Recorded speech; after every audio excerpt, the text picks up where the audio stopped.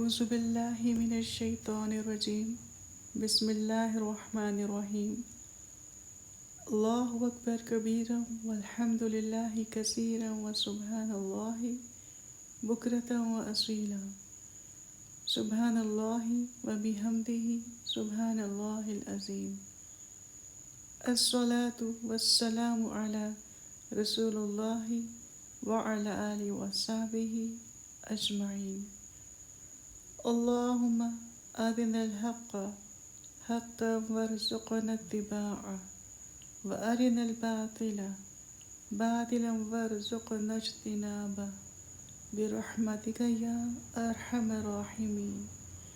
اے اللہ ہمیں حق کو حق دکھا اور اس پر چلنے کی توفیق عطا فرما، اور باطل کو باطل دکھا اور اس سے بچنے کی توفیق عطا فرما۔ اے بہترین رحم والے، سب سے بڑھ کر سب میں سے رحم فرمانے والے، آمین۔ السلام علیکم سامعین اور ناظرین۔ ہمارے پیارے نبی حضرت محمد صلی اللہ علیہ وآلہ وسلم کی 8ویں زوج محترمہ حضرت جویریہ رضی تعالی عنہا، جو قبیلہ خزاع کے خاندان مستلق سے تعلق رکھتی تھی، حارث بن ابی ذرا جویریہ رضی تعالی عنہ کے والد، جو کہ بنو مستلق کے سردار تھے۔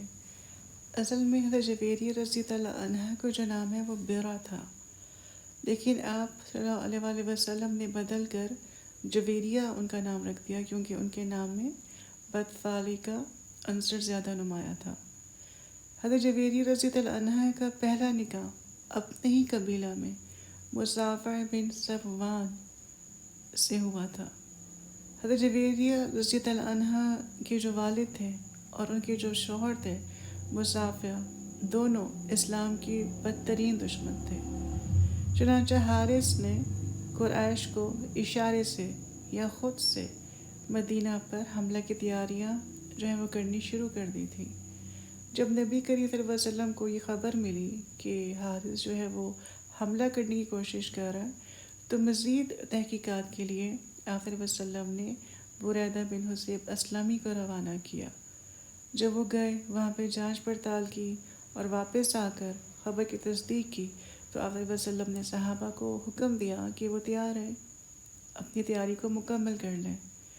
تو 2 شعبان کو 5 ہجری کو فوجیں مدینہ سے روانہ ہوئیں، اور مریسر میں جو مدینہ سے تقریباً 9 منزل ہے، اس سے پہنچ کر وہاں پر قیام کر لیا۔ لیکن جب حارث کو خبر مل گئی کہ مدینہ سے جو ہیں وہ روانہ ہو چکی ہیں فوجیں اور پڑاؤ ڈال چکی ہیں، تو اس کی جو جماعت ہے وہ انتشار کا شکار ہو گئی، وہ لوگ منتشر ہو گئے اور خود بھی وہ وہاں سے کہیں پر بھاگ نکلا۔ لیکن مریسر میں جو لوگ آباد تھے، انہوں نے پھر بھی صفیں بنائی، صف فرائی کی اور دیر تک جم کر جو ہے وہ تیر برساتے رہے۔ مسلمانوں نے یکدم ان کے اوپر حملہ کر لیا تو ان کے پاؤں کھڑ گئے۔ اس طرح سے ان کے 11 آدمی جو تھے وہ مارے گئے اور باقی گرفتار ہو گئے، اور گرفتار لوگوں میں جو تعداد تھی وہ تقریباً ان لوگوں کی 600 تھی، اور مال غنیمت میں بھی 2000 اونٹ، 5000 بکریاں ان کے ہاتھ میں آئی تھیں۔ اب جو لوگ قیدی ہوئے تھے، جو لوگ گرفتار ہوئے تھے، ان میں جویریہ رضی تعالیٰ عنہ بھی تھی۔ تو اس میں روایات کافی ملتی ہیں کہ کیسے جو ہیں ان کو قید سے چھڑایا گیا اور کس طرح سے وہ نبی کریم صلی اللہ علیہ وسلم کے جو ہیں وہ عقد نکاح میں آئیں۔ تو ان میں سے جو سب سے جو واضح ذکر ملتا ہے روایت میں وہ یہ ہے کہ جویریہ رضی اللہ عنہ کو جو باپ ہے وہ عرب کا رئیس تھا۔ تو جویریہ رضی اللہ عنہ جب گرفتار ہوئی تو حارث نے آپ صلی اللہ علیہ وسلم کی خدمت میں آ کر کہا کہ میری بیٹی کنیز نہیں بن سکتی، کیونکہ ہم تو عرب کے رئیس ہیں، ہم تو عمرہ میں ہمارا شمار ہوتا ہے، تو میری شان جو وہ اس سے بالا تر ہے کہ میری بیٹی جو ہے وہ کسی کی کنیز بن کر رہے۔ تو آپ صلی اللہ علیہ وسلم اس کو آزاد کر دیں۔ آپ نے فرمایا کہ یہ کیا بہتر نہیں ہوگا کہ تم جویریہ سے پوچھو، اس سے اس کی مرضی جو ہے وہ جانو کہ وہ کیا چاہتی ہیں۔ تو حارث نے جا کر جویریہ رضی اللہ عنہا سے کہا کہ محمد صلی اللہ علیہ وسلم نے تیری مرضی پر رکھ دیا ہے کہ تو کیا چاہتی ہے، تو لیکن دیکھنا کہ تم مجھ کو محمد کے سامنے یا کسی کے سامنے رسوا نہیں کرنا۔ جویریہ رضی اللہ عنہ نے جواب دیا کہ میں نبی کریم صلی اللہ علیہ وسلم کی خدمت میں رہنا پسند کرتی ہوں۔ مطلب وہ اتنا متاثر ہوئی مسلمانوں سے، ان کے اخلاق سے، نبی کریم صلی اللہ علیہ وسلم کی شخصیت سے، کہ انہوں نے کہا کہ میں یہاں سے نہیں جانا چاہتی، میں یہیں پہ رہنا چاہتی ہوں۔ تو نبی کریم صلی اللہ علیہ وسلم نے ان سے اس طرح سے ان سے شادی کر لی۔ اور روایت میں یہ بھی ملتا ہے کہ جویریہ رضی اللہ عنہ کے والد نے ان کا فدیہ، ان کا زر فدیہ جب وہ دے دیا تھا، تو جب وہ آزاد ہوئی تو تب نبی کریم صلی اللہ علیہ وسلم نے ان سے نکاح کر لیا۔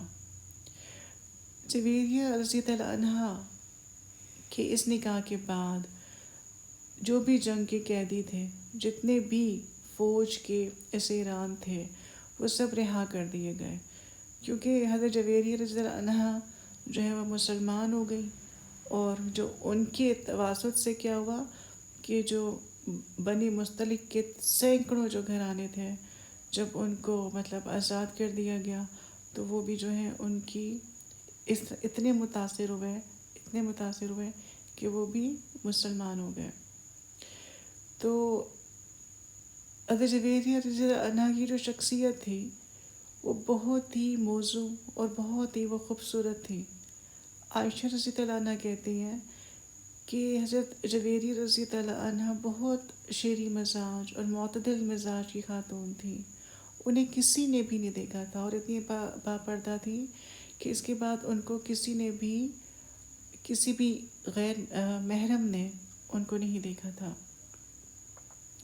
آپ صلی اللہ علیہ وسلم کو بھی ان سے بہت محبت تھی، بہت مودت تھی، اور اپنی جیسے کہ ازواج کی طرح ان کے گھر بھی آتے جاتے تھے۔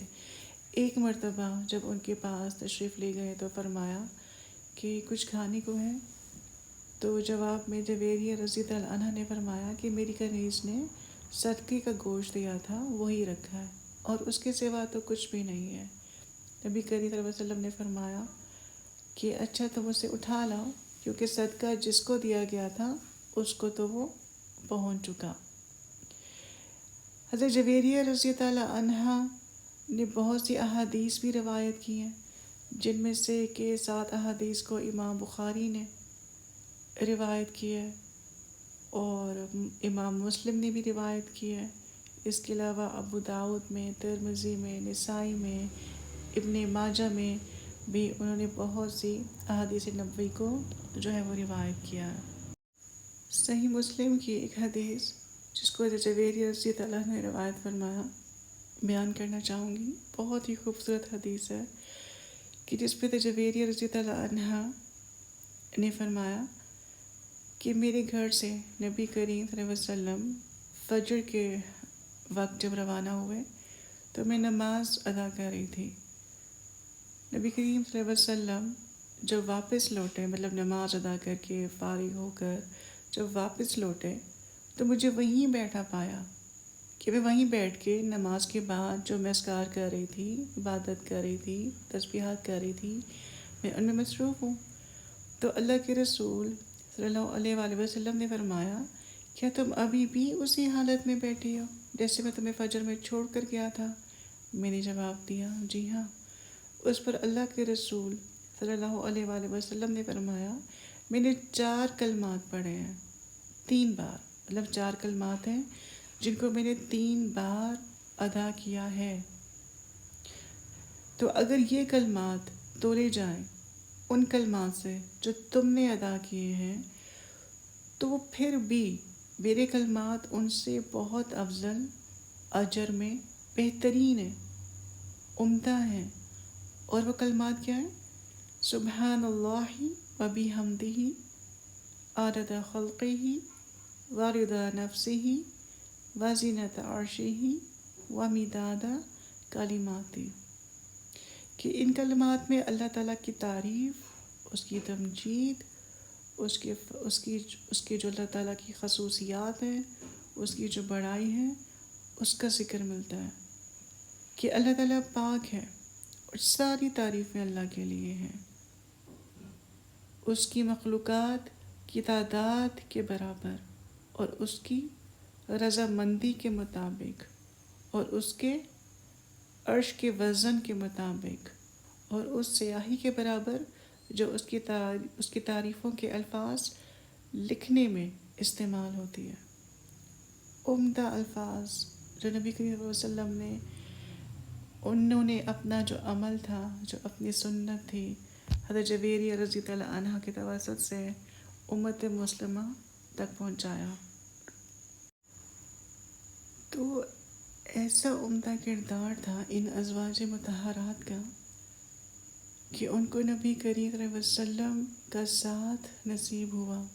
خوش قسمتی تھی ان کی کہ ان کے وہ نبی صلی اللہ علیہ وسلم کی ازواج مطہرات بنی، اور ان کے ذریعے ہمیں اتنے عمدہ عمل کرنے کا، ان کو جاننے کا، سیکھنے کا، سمجھنے کا موقع ملا۔ حضرت جویریہ رضی اللہ عنہ بہت خوبصورت اور خوبصیرت دونوں میں تھی، دونوں میں یکتا تھی، اور 70 سال کی عمر میں ربیع الاول کے ماہ میں وفات پائی۔